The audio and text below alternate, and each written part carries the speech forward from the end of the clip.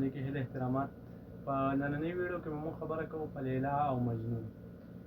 چونکې دا د عربو قصه ده، خو دا زموږ په پښتو ادبیاتو کې ډېر زیات یو نوم لري او هر شاعر او هر فنکار ډېرو خوږو اوازونو دا قصه ویلې ده.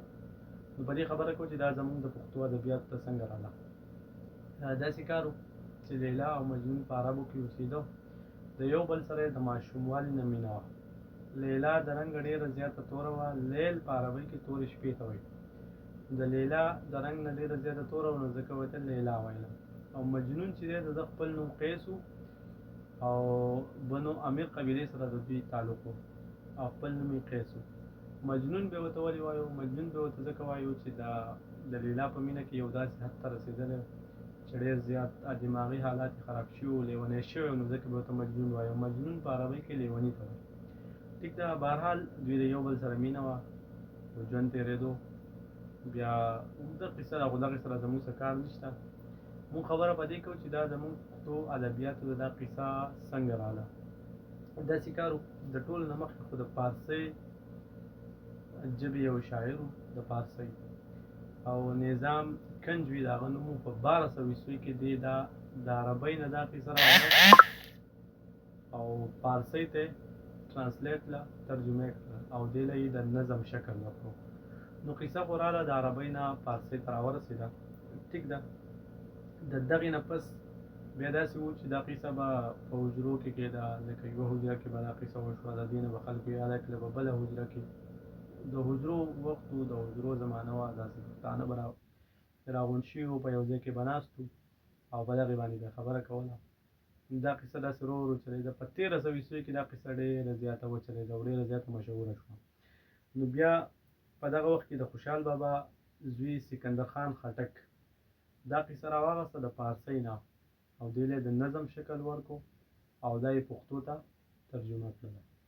خوشحال خان بابا زوی سکندر خان خټک دا قصه بیا د فارسۍ نه راواغسته، پښتو ته ترجمه کړله او دغې نه بیا دا د پښتو په ادبیاتو کې یوه حصه جوړه شوه او بیا ډېر خلکو به دا په خپلو شعرونو کې او داسې په حجرو کې او ټنګ ټکور په محفلونو کې دا قصه ویل او داسې ورو ورو دا سلسله مخکې روانه وه. د دې نه پس بیا د پښتو ژبې بل یو شاعر، یو ځانګړی نوم چې حافظ نظام د هغه نوم دی او هغه چې کله خوشحال خان بابا وفات کېده په دغه کال د هغه پیدایش شوی. ټیک ده، نو دغه قصه بیا لږ ښه شکل باندې، لږ په ښه ډول باندې د پښتو ته ترجمه کړله او هغې له یو د نثر کې هم ولیکله او د نظم شکل یې له هم ورکړو. لږ یې په ښه ډول ولیکه د سکندر خان خټک نه په لږ ښه ډول باندې دا قصه پښتو ته ترجمه کړله او د نثر او د نظم شکل یې ورله ورکړو. ټیک ده، دې نه علاوه بیا په 1703 کې د بونیر یو شاعر و او د هغه بای خان نوم و، د بونیر شاعر و. ټیک ده، هغه بیا دا قصه لږه نوره ښه په ښه ډول ولیکله او د نثر او د نظم او شعرونو یو ښکلی ډول ته په پښتو ته ترجمه کړله.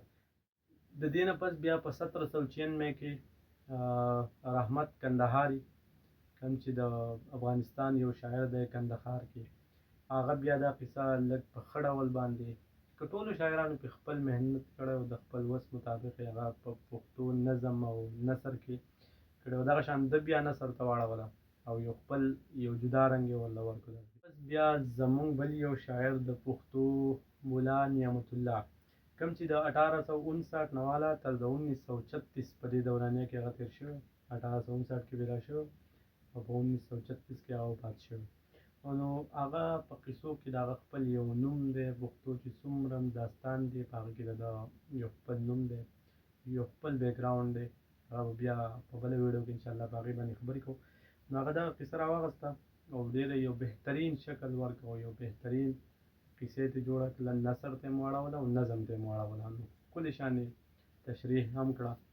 د دغې نه پس په آخره کې بیا امانت خټک صاحب، کوم چې د پښتو ژبې یو ستر شخصیت دی او یو ځانګړی او پیژندګړی نوم دی، هغه دغه قصه بیا د ټولو شاعرانو نه او د ټولو چې څومره شاعران دي د هغو ټولو نه لږ په ښه ډول او لږ په ښه انداز باندې نثر کړه، نظم شکل یې موله ورکړو او ډېر داسې یو غزل یې هم لیکلی وي. نو دا کیسه وه چې د پښتو نه د عربۍ زبان نه څنګه پښتو فارسۍ ته ترجمه شوله، بیا څنګه پښتو ادبیاتو کې شامل شوه. زمونږ کار هم د دغې سره و چې دا قصه د فارسۍ د عربو نه څنګه راله او پښتو ادبیاتو کې څنګه شامل شوه. نو بهرحال دغه ماتې ګوتې خبرې وي، کیدای شي تاسو ډېرو ملګرو زما نه ښه پوهېږئ. نو چاته هم دې باره کې څه معلومات نور هم وي هغه موږ سره شیر کړئ، انشاءالله په هغې به بیا بله ویډیو جوړو. تر د هغې پورې موږ له اجازت راکړئ. الله پامان.